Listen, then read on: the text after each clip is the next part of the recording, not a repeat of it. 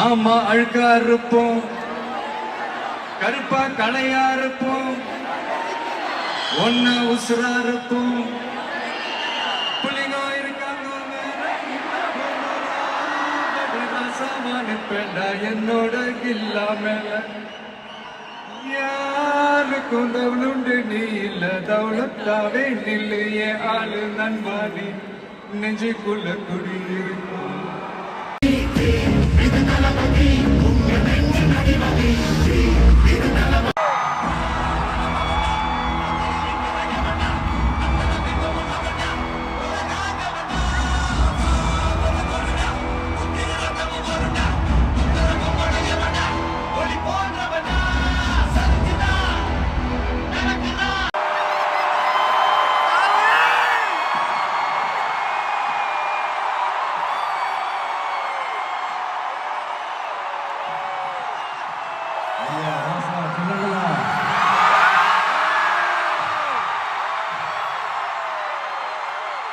யாரு சாமி நீங்களா?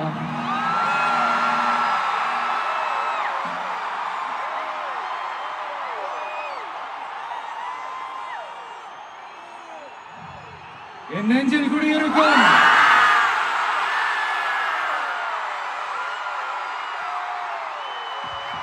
மலேசியா மக்கள், மலேசியா தமிழர்கள், உங்கள் அனைவருக்கும் என்னுடைய வணக்கம் வணக்கம் வணக்கம். அதுலயும் குறிப்பா சொல்லணும்னா, இலங்கைக்கு அடுத்தபடியா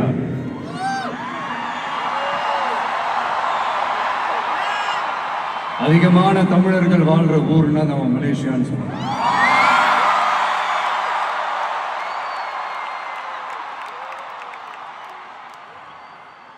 நம்ம தமிழர்கள் தான் உலகத்துல எந்த நாட்டுக்கு போனாலும் அவங்க சொந்த நாடாவே நினைச்சு உழைக்க ஆரம்பிச்சிருவாங்களே. அப்படிதான் நீங்க பாத்தீங்கன்னா இந்த மலை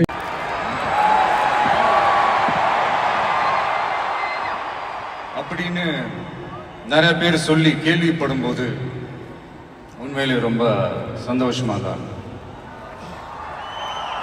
இங்க இருக்கிற முருகன் கோயிலுக்கு மலையாக்காரங்க காவடி எடுத்துட்டு போறாங்க.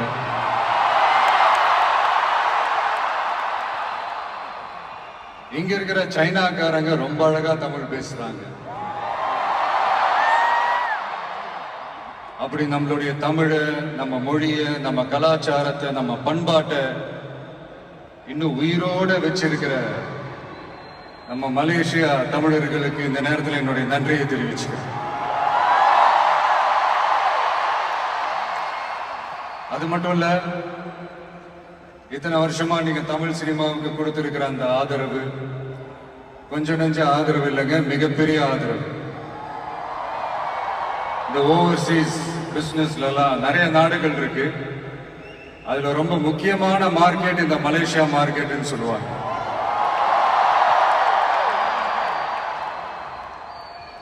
நம்ம நண்பர் அஜித் நடிச்ச பில்லான்னு சொல்லலாம்.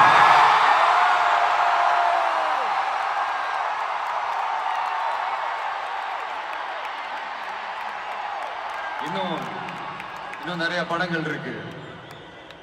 என் படங்கள்ல காவலன், குருவி எல்லாம் இங்க ஷூட் வந்தப்போ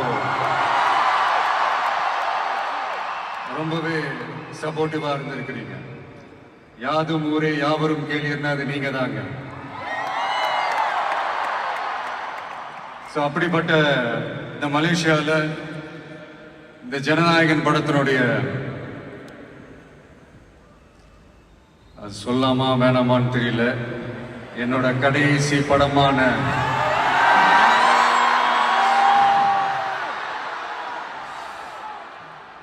I know it's a little painful, right? என்ன பண்றது, சரி அதை விடுவோம். இந்த ஜனநாயகன் படத்தினுடைய இந்த ஆடியோ லான்ச் இங்க அணியோட கான்சர்ட்லயும் சேர்ந்து நடக்கிறது உண்மையிலே ரொம்ப பெருமையா இருக்கு. பிளஸ் இந்த மலேசியா கவர்மெண்ட்டுக்கும் இந்த நேரத்தில் என்னுடைய நன்றியை தெரிவிச்சு.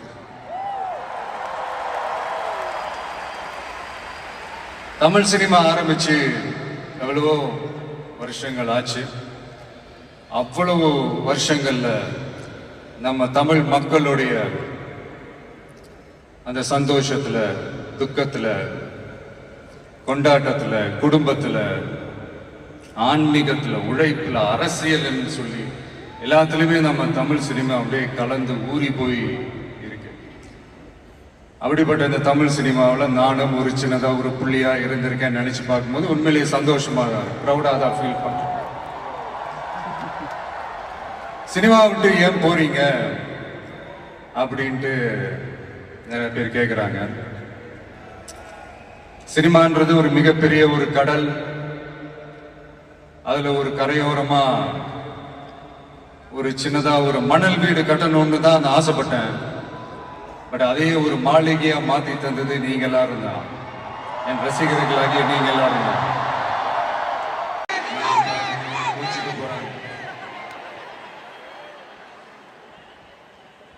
ஒரு குட்டி கதை மாதிரி ஒரு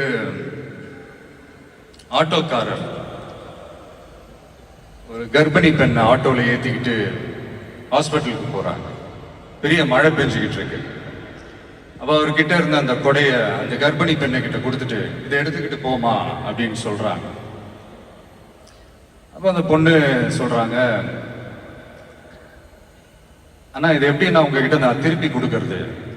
அதுக்கு அந்த ஆட்டோக்காரர் சொல்றாரு, வேற யாருக்காவது தேவைப்படுறவங்களுக்கு கொடுத்துருமா அப்படின்னு சொல்லிட்டு அவர் போயிடுறாரு.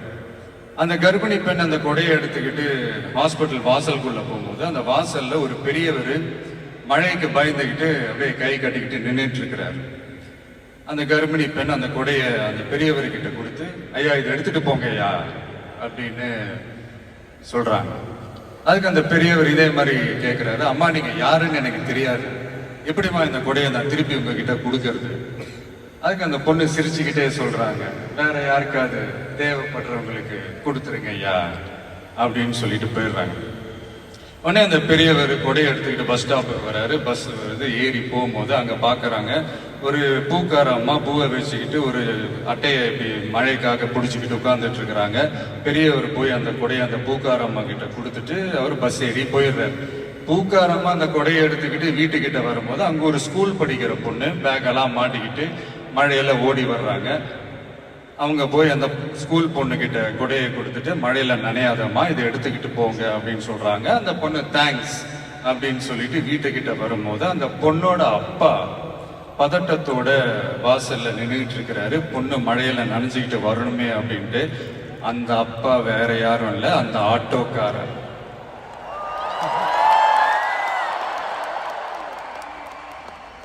அந்த குடை அவர் கொடுத்த குடை.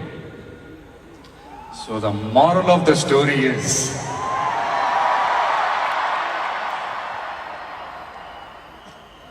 முடிஞ்ச வரைக்கும் எல்லாருக்கும் சின்ன சின்னதா ஒரு நல்லது, சின்ன சின்னதா ஒரு ஹெல்ப் அது செஞ்சு இருந்து பாருங்க. லைஃப் ஒரு மாதிரி ஜாலியா இன்ட்ரெஸ்டிங்கா இருக்கும். ஒரு ஃபேமஸ் சேயிங் ஒன்று இருக்கு, வெள்ளத்துல தவிக்கிற ஒருத்தருக்கு நீங்க படகு கொடுத்தீங்கன்னா பாலைவனத்துல நீங்க தவிக்கிறப்போ அது ஒட்டகமா வந்து நிற்கும். இப்ப யாராவது உங்களுக்கு ஏதாவது கெடுதல் செஞ்சுட்டாங்கன்னு வைங்களேன், அது நீங்க பழி வாங்கிட்டீங்கன்னு வைங்களேன், அந்த நாள் முழுக்க நீங்க சம மகிழ்ச்சியா இருப்பீங்க. எப்படி பார்த்தல எப்படி பழி வாங்கினேன். ஆனா அதே மனுஷனை மன்னிச்சு விட்டு பாருங்க, வாழ்நாள் முழுக்க நிம்மதியா இருப்பீங்க.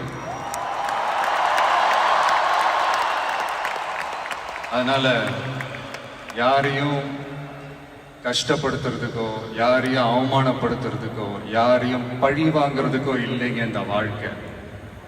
நான் முடிஞ்ச வரைக்கும் முன்னாடியே சொன்ன மாதிரி சின்ன சின்னதா ஒரு நல்லது, ஒரு சின்ன சின்னதா ஹெல்ப் இது செஞ்சு பாருங்களேன். எங்கேயோ ஒரு இடத்துல ஃபியூச்சர்ல உங்களுக்கு இது கை கொடுக்கும் அப்படின்னு நான் நம்புறேன். பிடிச்சிருந்தா எடுத்துக்கங்க, இல்லைன்னா விட்டுருங்க. Free advice. இப்போ இந்த ஈவெண்ட், இந்த ஹீரோ ஆஃப் திஸ் ஈவெண்ட்டுக்கு வருவோம், மிஸ்டர் அனிருத். அவருக்கு நான் ஒரு பேர் வைக்கலான் இருக்கேன். MDS. Anybody? Ramya, can you guess? M Vijay, can you guess? MDS. MDS. தெரியல சார், நீங்களே சொல்லுங்க. Musical Departmental Store. அதாவது அந்த ஸ்டோரை திறந்து நீங்க உள்ள போயிட்டீங்கன்னா அன்லிமிட்டடா என்ன வேணுமோ எவ்வளவு வேணுமோ எல்லாத்தையும் எடுத்துக்கிட்டு ஹாப்பியா வரலாம். அது சாங்ஸா இருக்கட்டும், பிஜிஎம்மா இருக்கட்டும், இல்ல பேக்ரவுண்ட் ஸ்கோர்ல அந்த பிட் சாங்ஸா இருக்கட்டும், எஃபெக்ட்ஸா இருக்கட்டும், இந்த மாதிரி என்ன டிசப்பாயிண்ட் பண்ணதே இல்லை அனி. அது என்னுடைய படம் ஆல்பமா இருக்கட்டும், இல்ல மற்றவங்க படம் ஆல்பமா இருக்கட்டும், படிப்படியா ஏறி போய்கிட்டே இருக்கிறாரு. ஸோ ஹாப்பி ஃபார் யூ அனி. அண்ட் என்னுடைய டைரக்டர் H. வினோத் ஒரு சமூக பொறுப்புள்ள ஒரு இயக்குனர் சொல்லலாம். ஒரு கமர்ஷியல் படமாகவே இருந்தாலும் அதுல ஒரு சமூக பொறுப்புள்ள விஷயங்கள் சொல்லணும், சில நல்ல ஐடியாலஜிக்கல் விஷயங்களை சொல்லணுன்றதுல ரொம்ப கவனமா இருப்பாங்க. ஆல்ரெடி ரெண்டு வாட்டி படம் பண்றதா இருந்தது. ஸோ அதெல்லாம் மிஸ் ஆகி இந்த ஜனநாயகன் படத்துல 2 பேரும் சேர்ந்து ஒர்க் பண்ணதுல ரொம்ப சந்தோஷம். அண்ட் என்னுடைய வில்லன் பாபி டியோல், அவருடைய ஸ்கிரீன் பிரசன்ஸே நெக்ஸ்ட் லெவல் தான். ஆக்சுவலா அவருடைய 2 முக்கியமான 2 படங்கள் தான் அதுலேருந்து இன்ஸ்பயர் ஆகி பண்ணது தான் பிரியமுடன், வில்லு எல்லாமே. சார், முக்கியமான படங்கள்னா அது என்ன படம் உங்களுக்கு தோண மாட்டேங்குது? அது எதுக்குமா? அதான் நான் ஷூட் ஸ்பாட்ல அவர்கிட்ட சொல்லும் போது இதே தான் நான் சொன்னேன். சார், உங்களுக்கே தெரியாம உங்க 2 படத்தை நாங்க சுட்டுட்டோம் சார் அப்படின்ட்டு. அவர் அப்படியே விச் மூவி அப்படின்னாரு. ஐயோ, நம்மளே வாய் கொடுத்து மாட்டிக்கிட்டோம். அதனால அது மாதிரி நிறைய இன்ஸ்பயர் ஆயிருக்கும் அவருடைய படங்கள் பார்த்து. அதுதான் சொல்ல வந்தேன். குடும்பங்கள் கொண்டாடும் டாட்டரா கூட மாறிடுவாங்க அப்படின்னு தான் நான் நினைக்கிறேன். என்னுடைய நல்ல ஒரு ஃப்ரெண்ட் அவங்க. அண்ட் பூஜா, தமிழ் சினிமாவின் மோனிகா பெலுஜி, அவங்களுடைய நடிப்பா இருக்கட்டும், டான்ஸா இருக்கட்டும், ஸ்கிரீன் பிரசன்ஸா இருக்கட்டும், எல்லாமே நெக்ஸ்ட் லெவல்.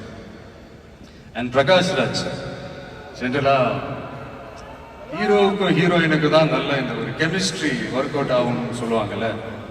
எனக்கு ஆக்சுவலா எனக்கும் பிரகாஷுக்கும் நல்ல கெமிஸ்ட்ரி ஒர்க் அவுட் ஆகும். இந்த ஹீரோ வில்லன் அந்த காம்போ நான் சொல்றது கில்லி டேஸ்ல இருந்தே சொல்றேன். கில்லியா இருக்கட்டும்,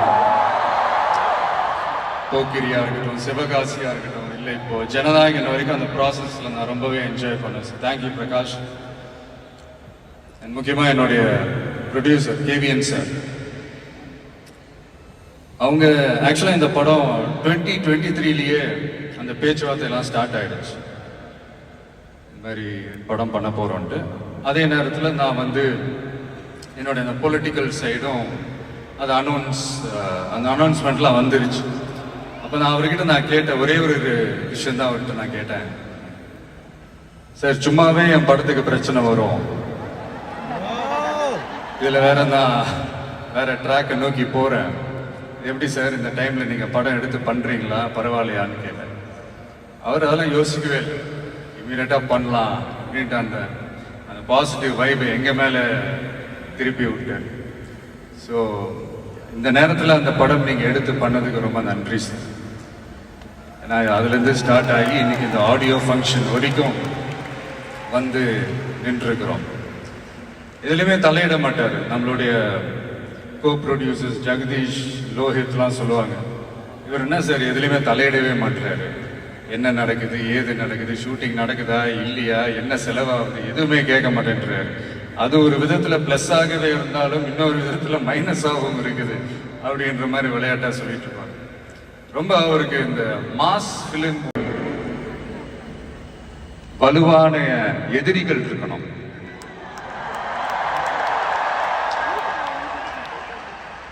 சும்மா வர்றவங்க போறவங்களால ஏத்துட்டு இருக்க முடியாது இல்லையா?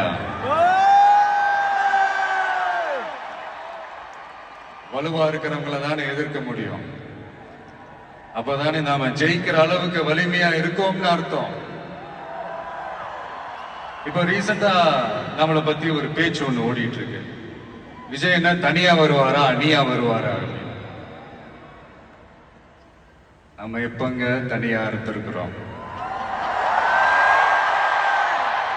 33 வருஷமா உங்களோட தானே இருக்கிறோம், மக்களோட தானே இருக்கிறோம். அப்ப அது ஒரு மிகப்பெரிய ஒரு அணி தானே. அது எப்படி தனின்னு சொல்ல முடியும்? இப்ப கூட பாருங்க, தனியா அணியான் விளக்கமா சொல்ல மாட்டேங்கிறாருன்னு உங்களுக்கு தோணும்.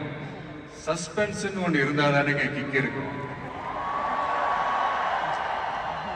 இதெல்லாம் கைத்தட்டலுக்காக நான் சொல்லல, மனசுல இருந்து பேசுறேன், மக்களுக்காக பேசுறேன். மக்களுக்காக பேசுறதோட மட்டும் நிப்பாட்டிடக்கூடாது, அதை செய்யணும். எல்லாத்தையும் விட முக்கியம் செய்யறத தான் சொல்லணும். So 2026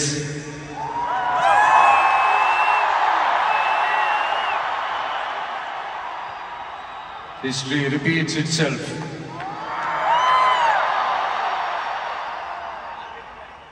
Let's be prepared to embrace it for the people. Thank you, Malaysia. Thank you once again.